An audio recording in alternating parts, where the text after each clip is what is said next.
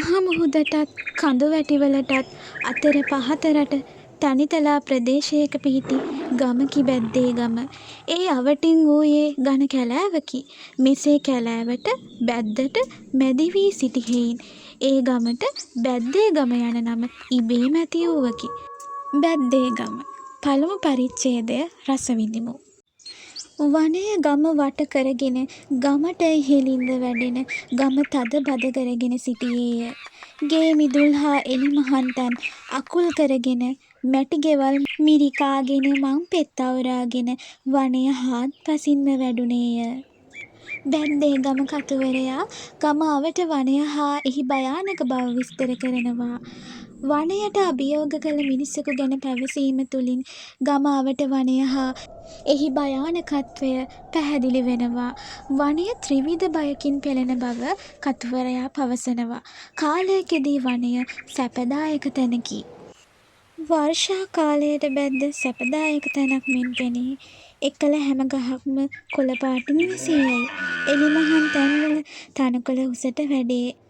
තවද ගම්මුන්ගේ ප්‍රධාන ජීවනෝපාය ගොවිතැන බවද බැද්දේ ගමෙහි ස්වභාවය විස්තර කිරීම මුල් පරිච්ඡේදයේදී කතුවරයා විස්තර කරයි.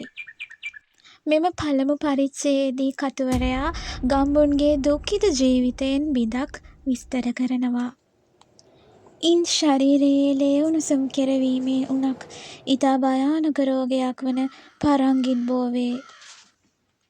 බැද්දේ ගම ගැමියන්ද වන සතුන්ට සමාන බවත්, එමෙන්ම බැද්දේ ගම ප්‍රධාන චරිතය වන සිළිඳු නවකතාවට පිවිසෙන්නේද පළමු පරිච්ඡේදයේදී. එමෙන්ම ගමේ ප්‍රධානියා ඉංග්‍රීසි පාලනයේ අවසන් පුරුක ආරච්චිලා නවකතාවට පිවිසෙයි. සිළිඳුගේ චරිතයේ ලක්ෂණ හඳුන්වා දෙනවා. එනම් ජීවනෝපාය හඳුන්වා දෙනවා. සිළිඳු වනයට බය මිනිසෙක් බවත්, පියෙකු වශයෙන් සිළිඳුගේ චරිතයේ තිබෙන අපූර්වත්වය හඳුන්වලා දෙනවා. කතුවරයා මෙවැනි ලක්ෂණ හඳුන්වා දෙමින් කතාවට ආරම්භයක් ලබා දෙනවා. ඩිංගිහාමිට පහර දෙන සිළිඳු ගෝත්‍රිකයෙකු වශයෙන් හඳුන්වා දෙනවා. කරුණාහාමිගේ ප්‍රවේශය සිළිඳු තම දියණියන්ට සමීප වීම සිදු වෙනවා. බැද්දේ ගම කතුවරයා සතුන්ගේ හා ගැමි දරුවන්ගේ ඉරණම එකක් බවත් පෙන්වා දෙනවා.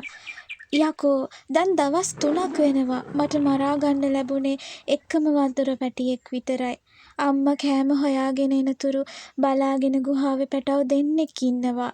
එතකොට මම කීවා මගේ පැලෙත් ගෙඹි පැටිකියෝ දෙන්නෙක් ඉන්නවා. පළමු පරිච්ඡේදය අවසානයේ සිළිඳු තම දියණියන් දෙදෙනාට වඩාත් සමීප වෙයි.